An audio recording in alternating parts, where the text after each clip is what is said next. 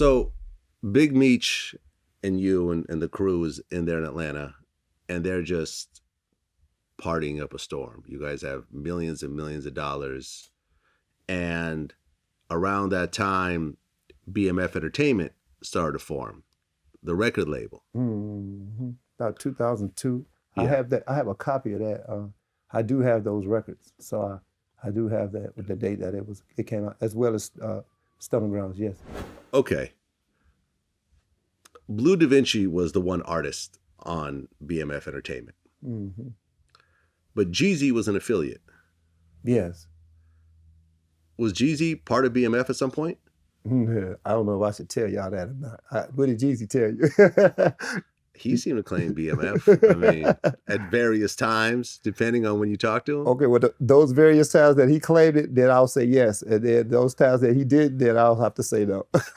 Because I mean, I don't. Okay. I don't know. Well, I mean, from what I say. understand, Big Meech liked his music, and he would go around to clubs. Jeezy. Yeah, he would pay the DJs to play his records early on and help get him hot, and they kind of put the whole aura of BMF behind him, and he started to blow up. Expand, yes. Yeah. Yeah. Jeezy ended up signing to Def Jam. Yes. And Jay-Z was a president during that time. Yes. Okay. What had happened with that was Jay-Z came to him, and when he knew that he was over there, Jay-Z knew that Jeezy was over there with us too. So they went to meet him, but because we knew that the other thing was getting ready to go down, you know, the indictments and all that. He was breaking the seal on the indictments. They're getting ready to start grabbing people up. We knew that. Meech knew that too. We all knew it. But Meech told him, go ahead, go and get your money, man. I just, you know, I wish you the best of luck, man. I'll see you. You know. Okay. And that was it. Okay. So I'm just kind of setting up the timeline here. 2001, Big Meech and Terry had a falling out. Yeah. Terry felt like Meech was too flashy. Mm. And I mean, there's definitely a point to this because you guys had the world as BMFs, billboards all over Atlanta. Mm-hmm. I remember actually being in Atlanta and seeing all this. Mm-hmm. Mm-hmm. So things are going relatively well. Millions of dollars are being made. BMF is rolling up in a club, spending millions of dollars in these Magic, you know, they put Magic City on the map damn near. Sure did. I like Magic. You know, I would hear like $100,000 to be spent in a club in a single night. Yes, that's nothing. And the strippers all loved it. The club owners all loved it. Certain people didn't love it as much. Of course not. So then 2003, there was an altercation that happened with Wolf and his best friend Rizzo. Wolf, who was previously Puffy's bodyguard. Mm-hmm. And in 1995, he was also rumored to have killed Suge's best friend, Big Jake. Mm. So there's that whole aura around him. Mm-hmm. And apparently this night in a club, BMF was there, Wolf was there, and an argument happened over a girl that I guess Wolf was dating and was hanging out with Big Meech and them. And she was hanging out with another guy that was just hanging out in the crew. But his name was Eric Mark Whaley. His name was Swift. He was the guy from the exotic Motors down in Orlando. He's a guy, one of the guys that turned out to be a CI and started working for them. But yeah, she was hanging out with him, and Wolf wasn't there. He wasn't there. Somebody called him and told him that this girl was over there. So he came from where he was. I think he was at Magic City. He came from over there to come here to grab this girl up. Now, just yesterday, I was showing my man here, because people don't believe it, you know. But the interview with the detective, he said it out his own mouth several times. I mean, it wasn't even the first 2 pages, and he was like, you know, the dude was upset about a girl, and you know, he started getting rowdy and different things, and the bouncers threw him out. He tried to keep him from throwing him out. Just a few days before that, the video shoot up in New York, it was over there barbecuing with this man's family and everything. So why would, where was all this coming from? You know, it was, you know. Over a girl. Over a girl. Me, I don't know. I mean, when you look back at it now, and what it reads like, it was something a little bit deeper than that. Because I have 153 pages of that document, but I only read 75 because I didn't want to read the last 75 because I want to have another place to go with that when it's time for me to go in and put that story out. Well, he shows up in the club and he has an argument with the BMF guys.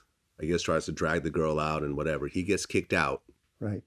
And I'd heard that Big Meech and them were trying to like calm him down. Like, yeah, they were. Like, it's not that serious. Man, be like, cool, chill. man. Yeah, there's too many women around here. All these women, man, pick one. You know, Right. they all willing. Hey, baby, you want to go? Which one of y'all? Yeah, we'll go. What the hell? Right. Right. Well, Big Meech and them come outside, and Wolf and Rizzo are, I guess, sitting on Big Meech's car. Yeah, well, leaning against his car. Leaning against his car. Yeah. As a show of disrespect. Yeah. Oh, yeah. Yeah. Like then, they're waiting on you. Yeah. You know, that was just like a sign of, like, yeah. Were you there? No. Okay. No, but you know, I get the first hand. Right. I got the report, so. Yeah. And I guess him and Rizzo pulled out their guns first and started firing. Right. And he took a shot in the ass. Big Meech. Yes. And Lil Bull got shot in the back of the leg. They returned fire. No, they didn't return nothing. They was hauling ass. The club owner was standing right there too. The club owner could have got hit. So, you understand? So it was a lot of people coming out of it. These guys was, shit, they didn't have no regard for human life. You know? Okay. I mean, in that matter. Someone returned fire. Someone returned fire. Wolf got killed. Rizzo got killed as well. As well, right. Big Meech initially got charged with these murders. Yes. So No. It's a story behind that. Okay. During the interview, they asked him, did he want an attorney? He said, I'll talk to you and let you know what I know. I mean, you know, I don't need no attorney for what? I'm a witness. I'm the motherfucker that got hit. You understand? But what people don't realize is by him doing that, he just avoided a case, because if he wouldn't have said anything, he would have said he wanted an attorney, they would have booked him on the double homicide, and that would have put a target on his ass. So that's why he did what he did. So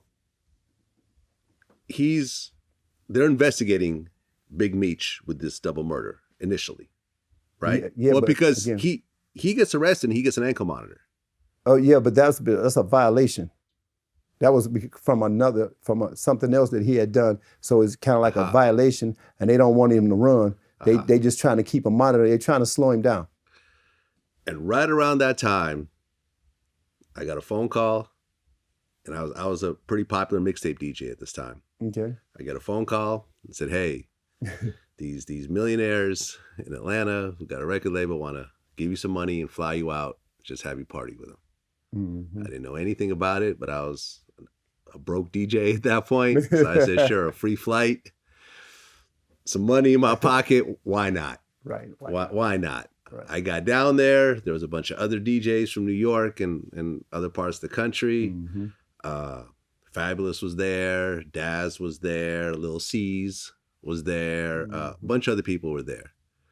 And me and Blue Da Vinci became kind of cool because he was a fan of my mixtapes. Mm-hmm. So he brought me, after partying with the BMF crew, and that was crazy because it was like ice sculptures and women in cages, with body paint, and they were handing out Cristal bottles like they were flyers. Yeah, basically. Yeah, we're buying them out, buying Costco out all the time. Just buying it out. Right. And Blue invited me to Big Meech's house that next night. His mom was barbecuing. He had the ankle monitor on, because I remember that. I remember he had the big Jacob watch with the world, with the multicolored the colors thing. That was the one time me and him had a conversation. I asked him about the watch, and he was like, "Oh yeah, Busta Rhymes has this." He Puffy, he like named other people who have it. Yeah. But really, my relationship at that point was with Blue, and I'd seen the billboards, and I'd seen the money and the Ferraris, and I think Blue picked me up in a Lamborghini. I think. Mm-hmm. And Black. Yeah. That was the Murcielago. And I was looking around like, yo, this is crazy. It's like nothing I'd ever seen in my entire life. Just smoke and mirrors. Smoke and mirrors. That's all that was. It was just it was like Cinderella.